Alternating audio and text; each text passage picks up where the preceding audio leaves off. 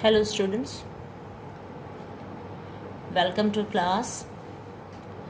I am making this video for those students who are continuously absent in live classes. Whenever Google Meet is taken, they are absent, and when I call them telephonically, then they tell me many reasons. ठीक है ना? Oh sorry. तो ये जो video है उन बच्चों के लिए है जो गूगल मीट में किसी न किसी वजह से नहीं आ पाते. फ़ोन की वजह होती है या जो भी वजह होती है, फ़ोन करने पर जब मैं फ़ोन करके उनसे पूछती हूँ तो कोई ना कोई वजह वो बताते हैं. तो इस प्रॉब्लम को सॉल्व करने के लिए मैं इस वीडियो को बनाने की कोशिश कर रही हूँ. कुछ वीडियोस लास्ट ईयर की बनी पड़ी हैं और अब मैं इसको स्टार्ट कर रही हूँ कि किसी तरह आप तक ये चीज़ें पहुँच जाएं, आपको आ जाएं समझ में. तो यहाँ है, हम एक्सरसाइज स्टार्ट करते हैं सीधा, क्योंकि मैंने वीडियोस भेजी हुई हैं पहले भी बेसिक्स आपको टीच करने के लिए. तो बेसिक्स आप उनकी हेल्प से समझिए और जो एक्सरसाइज का सॉल्यूशन है वो मैं आपको यहाँ दे रही हूँ. क्वेश्चन नंबर 1 है, निम्नलिखित संख्याओं का HCF ज्ञात करने के लिए यूक्लिड विभाजन एल्गोरिदम का प्रयोग कीजिए. तो यूक्लिड विभाजन एल्गोरिदम की आपको मैंने बहुत सारी वीडियोस भेज रखी हैं. उन्हें वो अवंती की हैं, ठीक है. उन सबको आप देखिए और समझिए. उसके बाद जिसने नहीं देखी हैं वो देख लीजिए. उसके बाद एक्सरसाइज शुरू कीजिए और जो देख चुके हैं वो डायरेक्ट इस एक्सरसाइज को स्टार्ट कर सकते हैं. तो हमारे पास जो ये फर्स्ट क्वेश्चन है इसका, ये 135 और 225 दोनों का हमें क्या करना है ये देखिए. पहले निम्नलिखित संख्याओं का HCF ज्ञात करने के लिए यूक्लिड विभाजन एल्गोरिदम का प्रयोग कीजिए. तो यहाँ जो वैल्यू है मैं उसको उतारती हूँ. पहले तो 135 एंड 225, ठीक है. तो इसमें क्या है, हम सिंपल डिवीजन करते हैं और A is equal to BQ plus R के फॉर्म में हम इसको लिखते हैं. तो हम क्या करेंगे, 135 से 225 को हम डिवाइड कर लेंगे. तो 135 एकम 135 किया और शेष हमको कितना मिलता है, 12 में से 3 घटा दिए 9, 90 मिला है. 90 से हमने इस 135 को डिवाइड किया. डिवाइड करोगे तो आप पाओगे 90 एकम 90, क्योंकि 2 पे ज़्यादा हो जाएगा, 180 आएगा. घटाओ इसको, 5 का 5, 13 में से 9 घटा दिए 4, 45 से अब इस 90 को डिवाइड किया तो 45 दूनी 90. अब इसको ध्यान से देखिए, क्या था, 135 और 225, इसका हमें HCF निकालना था, ठीक है. और इसके लिए हमको यूक्लिड विभाजन एल्गोरिदम का प्रयोग करना है. तो HCF निकालना सबको आता है. जैसे हमने भाग किया, जो शेष बचा उस शेष से पहले वाली संख्या को भाग किया, ठीक है. जो शेष आया उस शेष से फिर से हमने जहाँ 90 था 90 से भाग किया था, पहले उस 90 को डिवाइड किया तो ये पूरा भाग हो गया और ये ख़त्म हो गया. अब इसको यूक्लिड एल्गोरिदम में लिखने का इसका जो स्टाइल है वो क्या बनेगा, जो हमारी रकम थी वो 225 थी. 225 को हमने डिवाइड किया 135 से, 135 गुणा 1 किया, 135 इंटू 1, ठीक है. शेष हमारे पास 90 बचा, ठीक है. तो ये इंटू ये प्लस ये हमको मिल गया 225. अब इस जो शेष आया था उस शेष से हमने इस 135 को भाग किया है, यानी कि 135 को हम लिखेंगे 90 गुणा 1 प्लस 45, ठीक है, 90 गुणा 1 और जो शेष बचा उसको जोड़ दिया। ठीक है, अब जो ये 90 है इसको डिवाइड किया है हमने। ये कैसे किया? 45 गुणा 2 करके, 45 गुणा 2 प्लस जो शेष बचा है वो 0 है। तो यहाँ पर जो शेषफल है वो 0 आ गया है और जो हमारा भाजक है वो 45 है। ठीक है, तो शेषफल हमारा आ गया है 0, यानी कि R0 आ गई है। ठीक है, और भाजक क्या आया है, यानी कि भाग करने वाला कौन था? जब 0 आया तब भाग करने वाला कौन था? 45 था। तो ये हमारा जो भाजक है वो है 45। तो इससे हमें पता चला कि 135 और 225 का जो HCF है वो है 45। ये हमारा आंसर आ गया। ठीक है, उसी तरह से ये तो फर्स्ट पार्ट था। सेकंड पार्ट भी ऐसे ही हो जाएगा। सेकंड पार्ट में है 196 एंड 38220। तो 196 से भाग करना है हमने किसको? 38220 को। तो काफ़ी शॉर्टकट में बताया है मैंने आपको ये a = BQ + R, क्योंकि पहले मैं एक्सरसाइज सॉल्व करा चुकी हूँ। पीछे भी देखो, जब मैंने क्लास ली थी तो पूरा अच्छे से समझा दिया था, पूरी एक्सरसाइज जो थी वो सॉल्व करवा दी थी। ठीक है ना, तो अब ये शॉर्टकट में मैं आपको बता रही हूँ, तो देखते जाओगे आप लोग। 196 1 पे 195 पे जाता है ये पूरा। जब आप डिवाइड करके देखोगे तो आप पाओगे कि पूरा इस पे आ जाएगा। वैसे करेंगे तो हम ऐसे ही 196 को 1 पे भेजोगे तो 196 आएगा, फिर घटाओगे तो 1 8 6 और साथ में ये 2 उतर आएगा, 1862 हो जाएगा। फिर 9 पे इसको भेजोगे तो ये 1764, फिर इसका जो शेष बचेगा वो 98 होगा और यहाँ से इस 0 को उतार लेंगे तो 980। फिर इसको हम 5 पे भेजेंगे तो पूरा 980 आ जाएगा। ठीक है, यानी कि 196 को 195 से जब हम गुणा करते हैं तो फुल्ली डिवाइड हो जाता है। ये बच के करने की, यानी कि इस तरह से करने की ज़रूरत नहीं पड़ी, कंप्लीट डिवीज़न हो गया ये हमारा।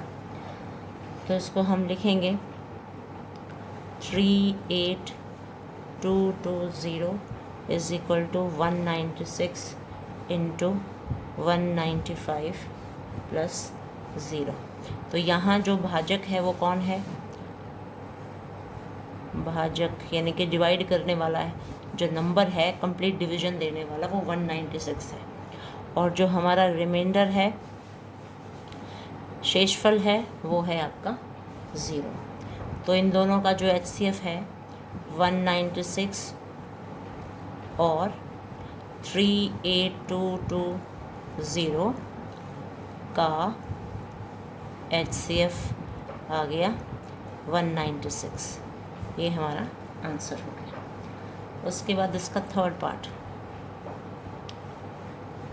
पार्ट है 867 एंड 255, यानी कि 867 और 255।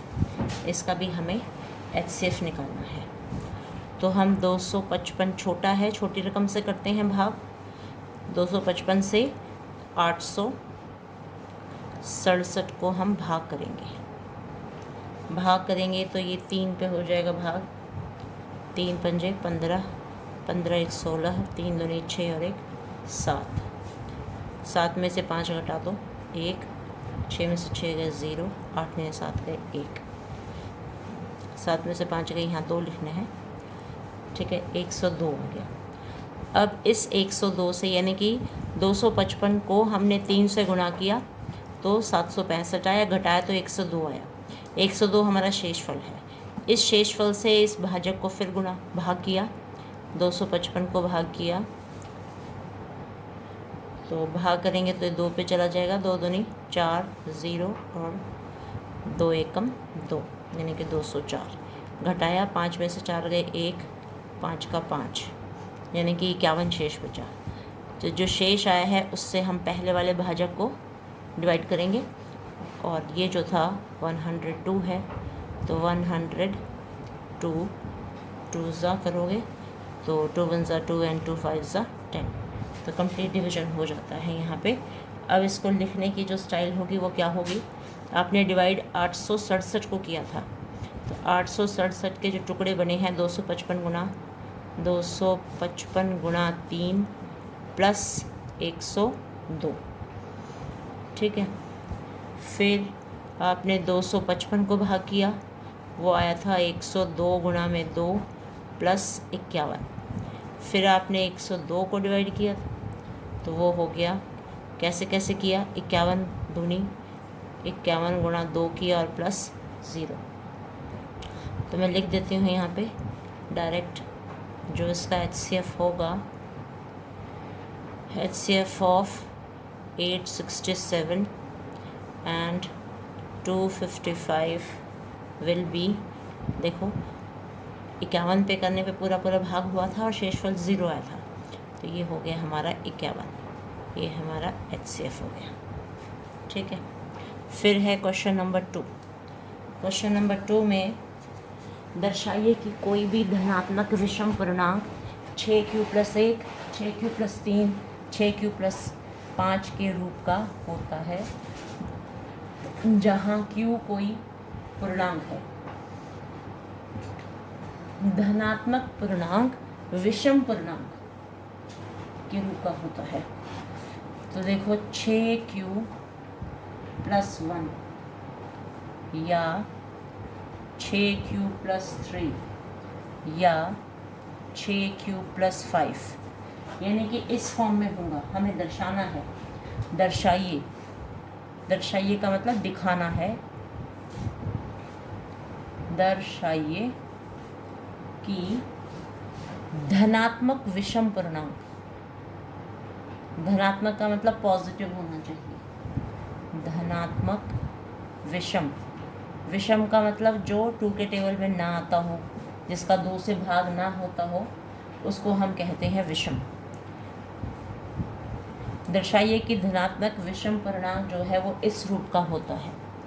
अब आपको मालूम है कि 6q, q कोई भी नंबर हो सकता है, q की वैल्यू 1 2 3 4 5 6, कोई भी पॉजिटिव वैल्यू रख दो इसकी।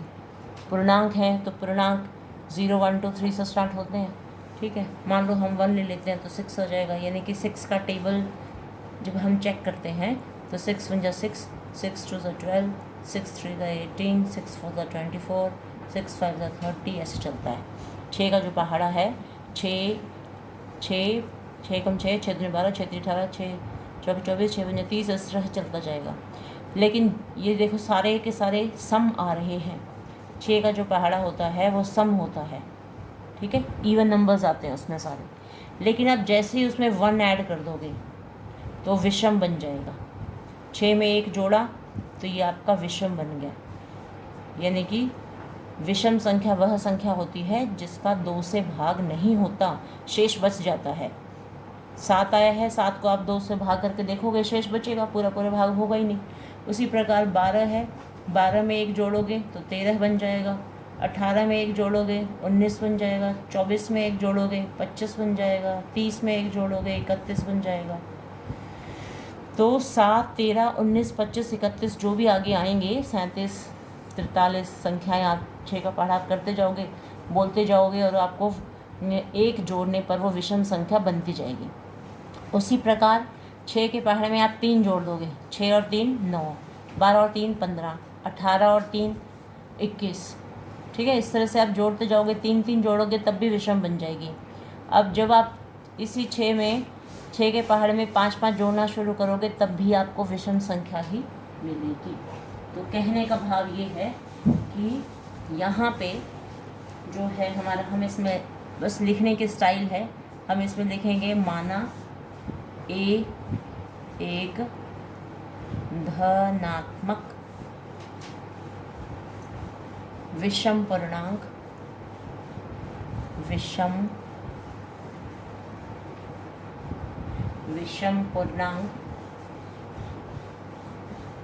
तथा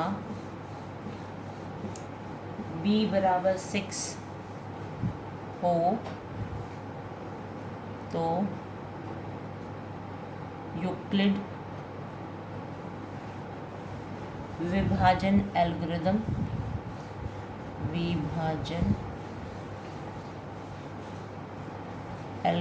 से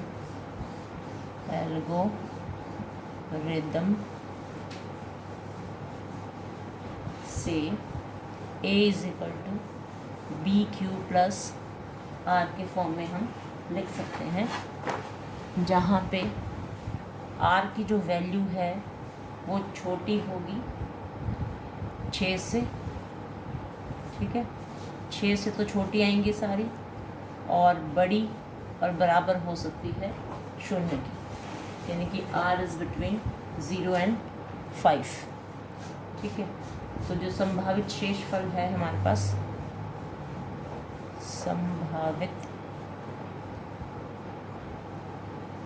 क्योंकि r हम शेषफल के लिए ही रिप्रेजेंट करते हैं ना, संभावित शेषफल 0, 1, 2, 3, 4 और 5 यही हो सकते हैं। तो जो संख्याएं हैं, मान लो हमारी 6q प्लस 1, अगर 6q लोगे 0 लेके चलते हो, ठीक है, जैसे a is equal to B Q plus R, देखो इस फॉर्म में आपने लिखा a is equal to B Q plus R, ये देखिए b की वैल्यू यहाँ पे 6 है, ठीक है, और जो r है वो 0 से स्टार्ट करके 5 तक है। तो जब आपने इसकी वैल्यू 0 पुट की है उस वक्त तो सिर्फ 6q आ जाएगा। जब 1 पुट करोगे तो 6q प्लस 1 आ जाएगा। 2 पुट करोगे तो 6q plus 2, 6q plus 3, 6q plus 4, 6q plus 5, इस तरह से आएंगे, ठीक है। लेकिन 6q प्लस 2 और 6q और 6q प्लस 4, जब इनको लोगे तो सम संख्याएं आएंगी, क्या होंगी, सम के रूप में होंगी और विषम नहीं होंगी। तो कोई भी धनात्मक विषम पूर्णांक जो है, तो यहाँ से आ गया दिस इम्प्लाइज कोई भी धनात्मक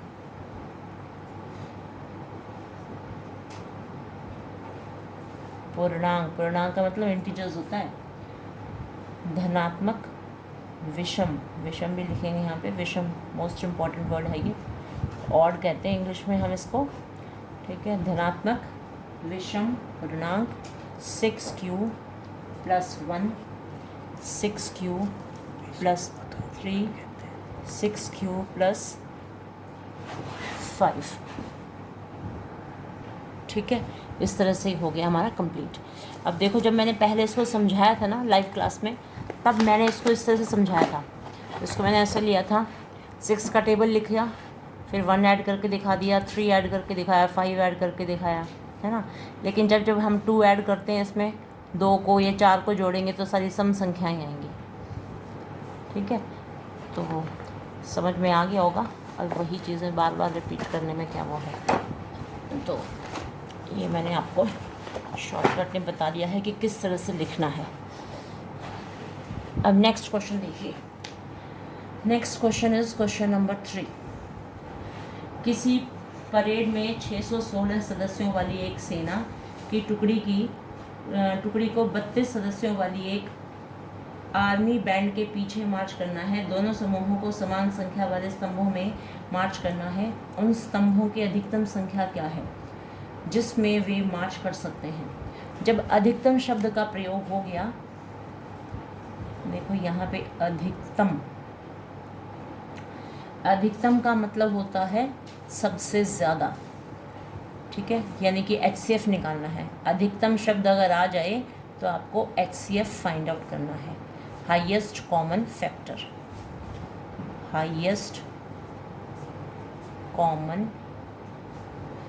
फैक्टर फाइंड आउट करना है। इसने कहा है ना क्वेश्चन के अंदर, ये शब्द लगाया है इसने, क्या शब्द लगाया है, उन स्तंभों की अधिकतम संख्या क्या है, यानी कि जो पिलर्स लगाए गए हैं उनकी ज़्यादा से ज़्यादा संख्या क्या हो सकती है जिसमें वे मार्च कर सकते हैं। तो दोनों समूहों को समान संख्या वाले स्तंभों में मार्च करना है, यानी कि लाइंस बना दी हैं उन्होंने और उन लाइंस में मार्च करना है और जो नंबर है उनका वो सेम होना चाहिए, यानी कि हर टुकड़ी में सेम नंबर ऑफ सैनिक जो है वो होने चाहिए। तो इसमें हम क्या करेंगे, HCF फाइंड आउट करेंगे, किस किस का, 32 का और 616 का HCF निकाल लेंगे तो हमें अधिकतम संख्या का पता चल जाएगा कि एक लाइन कितनी लाइनें बननी चाहिए और प्रत्येक लाइन में कितने व्यक्ति होने चाहिए, ठीक है, कितने सदस्य जो हैं वो होने चाहिए। तो उसके लिए 32 से हम 616 को डिवाइड कर लें तो 32 से कम 32 डिवाइड करा तो शेष कितना बचा, 11 में से 2 घटा दिए 9, यहाँ दिया 5 में से 3 गए 2 और ऊपर से उतार लिया हमने 6, 296 हो गया। 32 निम्न करोगे तो आपको मिल जाएगा 288। देखो 9 दूनी 18, 9 3 27 और 1 28, 288 आ गया है। घटाओ 16 यहाँ से ले लिया, 16 में से 8 गए 8, 8 में से 8 गए 0, 2 में से 2 गए 0। अब इस जो शेष आया है उस शेष से, यानी कि 32 गुणा 19 करने पे आपको 8 शेष मिलता है और उस 8 से हम 32 को डिवाइड करेंगे तो 8 चौके 32, ये हो गया। तो इसको लिख लेंगे हम 616, यानी कि यूक्लिड विभाजन एल्गोरिथम का प्रयोग करते हुए उसको लिखेंगे 32 गुणा में 19 प्लस 8। देखो ये इंटू ये किया और प्लस शेष बचा हमारे पास 8। अब 32 को जब हमने किया है डिवाइड तो है 8 गुणा 4 प्लस 0, ठीक है। तो हेंस यानी कि 8 से जब किया तो तब आपका रिमाइंडर जो है वो 0 आया ना, तो HCF हो गया हमारा, HCF इज इक्वल टू 8। फिर है क्वेश्चन नंबर 4। क्वेश्चन नंबर 4 में यूक्लिड विभाजन प्रमेयिका का प्रयोग करके दर्शाइए कि किसी धनात्मक पूर्णांक का वर्ग किसी पूर्णांक m के लिए 3m + 1 के रूप का हो सकता है।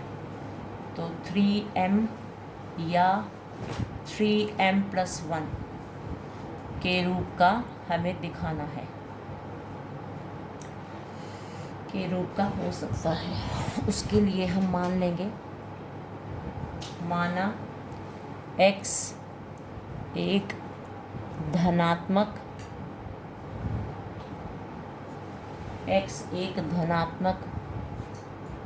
पूर्णांक है।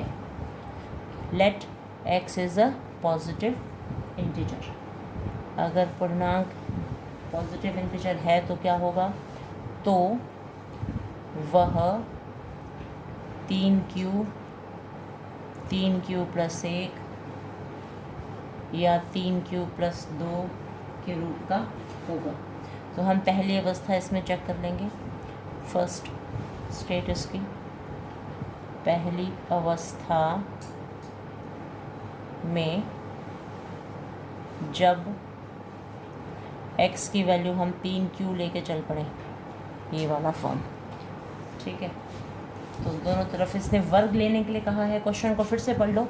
यूक्लिड विभाजन एल्गोरिथम का प्रयोग करके दर्शाइए कि किसी धनात्मक पूर्णांक का वर्ग लेने के लिए कहा है इसने। वर्ग लेने के लिए कहा है तो दोनों तरफ स्क्वायर कर दो, दोनों तरफ वर्ग ले लो। वर्ग लोगे तो x का स्क्वायर बराबर 3q का स्क्वायर, ये आ जाएगा x² = 9q का स्क्वायर। और ये क्योंकि 3q गुणा 3q करोगे 3 × 9, 9q² आ गया। लेकिन हमें तो 3m के फॉर्म में लिख के दिखाना है, या तो 3m है या 3m+1, ठीक है, इन दो ही रूपों में होता है। तो 9q² को हम लिख लेंगे 3 × 3q², और इस पूरे को हम m मान लेंगे 3m, और यहाँ लिख देंगे जहाँ m बराबर 3q² है, ठीक है। 3q² को हटा दिया और वहाँ पे हमने m लिख दिया है। अब इसकी दूसरी अवस्था देखो, दूसरी अवस्था में जब x = 3q+1 है, ये है, तो इसको स्क्वायर करोगे तो देखो क्या बन जाएगा, दोनों तरफ स्क्वायर लो, x का स्क्वायर = 3q+1 का स्क्वायर, खोलो फर्स्ट टर्म का स्क्वायर, पहली संख्या का वर्ग प्लस दूसरी संख्या आपकी 1 है तो 1 का स्क्वायर प्लस 2 × 3q × 1, ये आ गया 9q² + 1 + 6q। इसमें से कुछ जो कॉमन निकाल सकते हैं वो कॉमन लो, क्योंकि हम 3m+1 के रूप में इसको दिखा देंगे, ठीक है। तो उसके लिए आप क्या करोगे, इसमें से कुछ कॉमन निकाल लो, पहले तो उसको लिख लो, 9q² + 6q + 1 को तो अलग छांट के लिख दिया, इनमें से कॉमन लिया तो 3q × q + 2, और ये +1 को यूँ का यूँ रखा है, दोनों में से 3 बाहर आ गया, दोनों के पास q थे, q भी बाहर लिख दिया, इस एक q रह गया, और ये 3 दूनी 6, ठीक है। अब इसको पूरे को हम m मान देंगे, तो ये आ जाएगा 3m+1, ठीक है।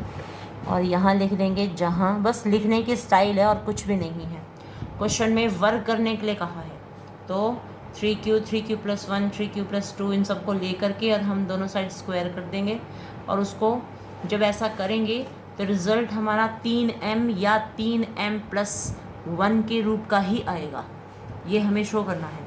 तो हमने 3m शो कर दिया, फिर जब हमने 3q+1 लिया, स्क्वायर करा, स्क्वायर करने पे हमारा 3m+1 आ गया।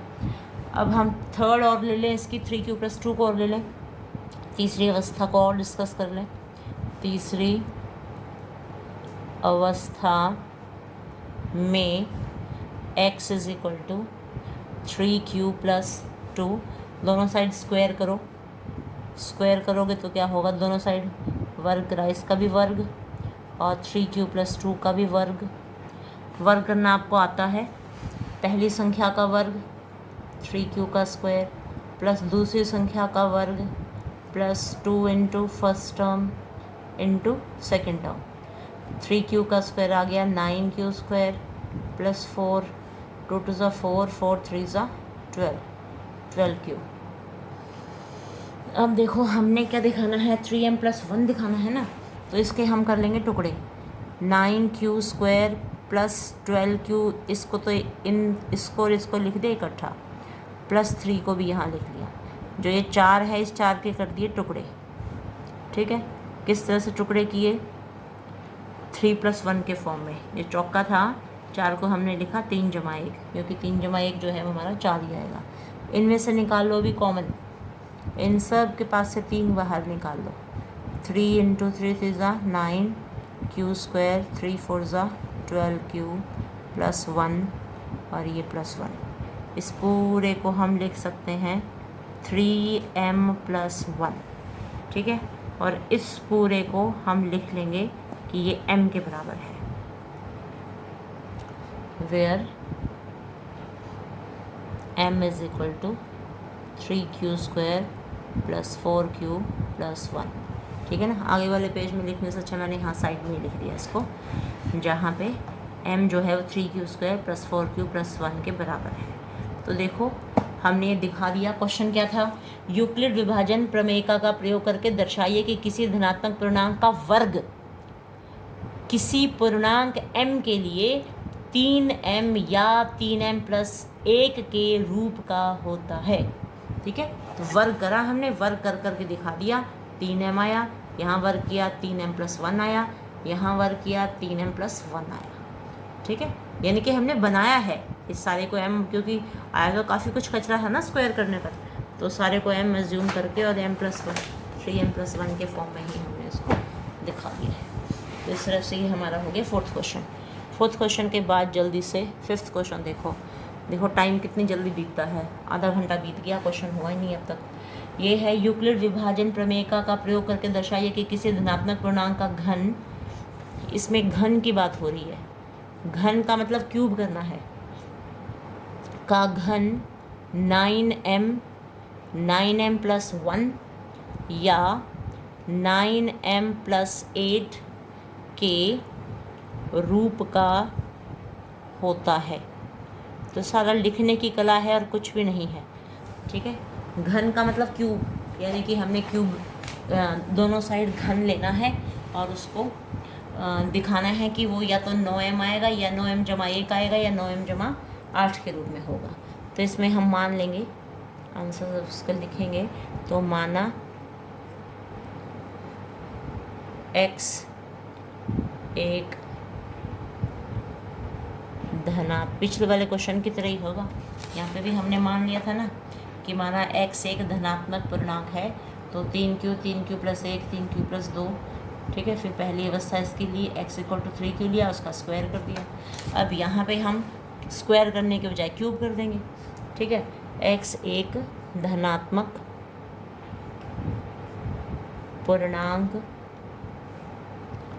है, तो यह 3q + 1 या 3q + 2 के रूप में होगा, ठीक है। में है ये।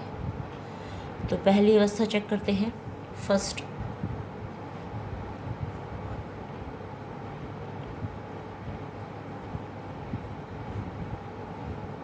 पहली अवस्था में जब x = 3q है, ठीक है। फर्स्ट पोजीशन हमने ये ली, जो हम इसको डिस्कस करेंगे। इसमें घन लेने के लिए कहा है, घन लेने के लिए कहा है, तो देखो दोनों साइड क्यूब ले लो, x की पावर क्यूब हो गया = 3q की पावर भी क्यूब हो गया। घन लेना है, घन का मतलब दोनों साइड क्यूब करना है। तो देखो 3q × 3q × 3q, 3 बार गुना करेंगे ना, 3q × 3q × 3, 3 × 9 = 27, ये आ गया 27q की पावर 3। अब हमने दिखाना है कि जो घन है वो 9m + 1 9m+8 इन तीनों में से किसी एक रूप में होता है। तो हम इसको तोड़ लेंगे, 9 × 3q की पावर क्यूब, ठीक है। 3q क्यूब है ये, और इसको हम एज्यूम कर लेंगे कि m है। तो ये आ गया 9m, वेयर m = 3q की पावर 3। फिर है इसकी सेकंड स्टेट, देखते हैं दूसरी अवस्था। पहली अवस्था हो चुकी, अब दूसरी अवस्था को डिस्कस करेंगे। दूसरी अवस्था में जब x = 3q + 1 लेके चले मान लो, तो दोनों साइड क्यूब करो, taking cube on both sides, what we get x की पावर 3। तो ये भी 3q + 1 का भी क्यूब हो जाएगा। घन लिया तो दोनों तरफ लेंगे ना, जो काम एक साइड कर रहे हैं दूसरी साइड भी वही काम करना है। तो पहली संख्या का घन प्लस दूसरी संख्या का घन प्लस सूत्र का 3 गुना में पहली संख्या गुना में दूसरी संख्या और ब्रैकेट में पहली जमा दूसरी। तो अच्छा, घन नहीं किया, यहाँ पे क्यूब लगाना है, गलती से स्क्वायर लगा दिया। देखो 3q की पावर 3, 1 की power 3, 3 × first term × second term और ब्रैकेट में फर्स्ट प्लस सेकेंड, ठीक है। घन का सूत्र लगाया है और कुछ नहीं किया है। अब 3q को 3 बार गुना कर को 3 × 9 = 27 आ गया। 27q की पावर 3 + 1 प्लस 3 × 9 q × 3q + 1 ये आ गया 27 क्यू की पावर 3 प्लस 1 9 दिए 27 क्यू की पावर 2 प्लस 9 क्यू। ठीक है, अब इनमें से हम इनको जचा लो। ये तो है 27 क्यू की पावर 3 प्लस 27 क्यू की पावर 2 प्लस 9 क्यू प्लस 1। तो जो रिज़ल्ट है वो या तो 9m के फॉर्म में आएगा, या 9m प्लस 1 के फॉर्म में, या 9m प्लस 8 के फॉर्म में। तो इस सारे को हम m मान लेंगे। ठीक है, कॉमन ले लो इसमें से, 9 कॉमन ले लिया इन सब में से, 9 कॉमन लो और अंदर रह जाएगा 9 3 27 क्यू स्क्वायर प्लस 9 3 27, ये क्यू की पावर 3 है ना, तो क्यू की पावर 3 ही लगाओ यहाँ पे, ये क्यू की पावर 2 है प्लस क्यू आ जाएगा यहाँ पे प्लस 1। आप चाहो तो इनमें से क्यू को भी बाहर ले सकते हो, कोई ख़ास बात नहीं है। 9 into Q into 3 Q square plus 3 Q plus 1 plus, इस फॉर्म में लिख सकते हो, कोई ख़ास बात नहीं है। और इस सारे को m मान लोगे तो ये आ जाएगा 9m प्लस 1, वेयर ये m किस चिड़िया का नाम है, इसको हमने माना है m is equal to Q into 3 Q square plus 3 Q plus 1। ठीक है, तो ये 9m प्लस 1 के फॉर्म में हमने इसको दिखा दिया। अब जो लास्ट है वो क्या है, देखो लास्ट हमें 9m प्लस 8 के फॉर्म में है, तो तीसरी अवस्था और चेक कर लें। तीसरी अवस्था वो अपने आप ही आ जाएगी, x is equal to 3q plus 2, क्योंकि हमने क्या क्या मानी है, x एक धनात्मक पूर्णांक है तो वह 3q प्लस 1 या 3q प्लस 2 के रूप में होगा। तो अगर इसमें होगा तो हमने सारा करके दिखा दिया। ठीक है, अब इसका घन करोगे, क्यूब करो इसको, तो x की power 3 is equal to 3q plus 2, इसका भी क्यूब कर दिया, तो ये हो गया 3q का क्यूब, पहली संख्या का घन प्लस दूसरी संख्या का घन, सूत्र का 3 गुना में पहली संख्या गुना में दूसरी संख्या, पहली जमा दूसरी, तो 3 3 9 3 27 क्यू की पावर 3, और ये 2 का घन करोगे, ये पहले दूसरी संख्या का घन था ना, 2 दूनी 4 दूनी 8 प्लस 3 3 9 3 3 9 9 दूनी 18 18 क्यू 3 क्यू प्लस 2, ये आ गया 27 क्यू की पावर 3 प्लस 8 प्लस 18 3 54 क्यू की स्क्वायर प्लस 18 दूनी 36 क्यू, तो 8 को तो अलग छाट दो, 27 क्यू की पावर 3 54 क्यू की पावर 2 प्लस 36 क्यू प्लस 8। इनमें से देखो कॉमन निकाल लो, क्या क्या निकाल सकते हो, तो 9 बाहर निकाल लो, 9 इंटू क्यू भी बाहर निकाल लो, तो 9 3 ज़ा 27, क्यू गया तो क्यू स्क्वायर, 9 6 ज़ा 54 हो जाएगा, 9 6 ज़ा 54, क्यू बाहर गया तो एक क्यू रह गया अंदर, 9 4 ज़ा 36, क्यू हम बाहर ले जा चुके हैं प्लस 8। इस पूरे को हम m मान लेंगे, ये 9 अलग है। ठीक है, तो 9m प्लस 8, वेयर का मतलब जहाँ m is equal to Q into 3q square plus 6q plus 4 के बराबर है। ठीक है, तो बस प्रूफ हो गया। अतः x धनात्मक पूर्णांक के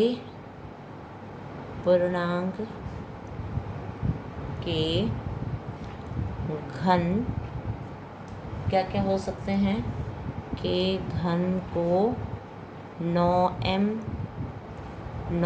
प्लस 1 या तथा 9m प्लस 8 के रूप में लिखा जा सकता है, के रूप में लिखा जा सकता है।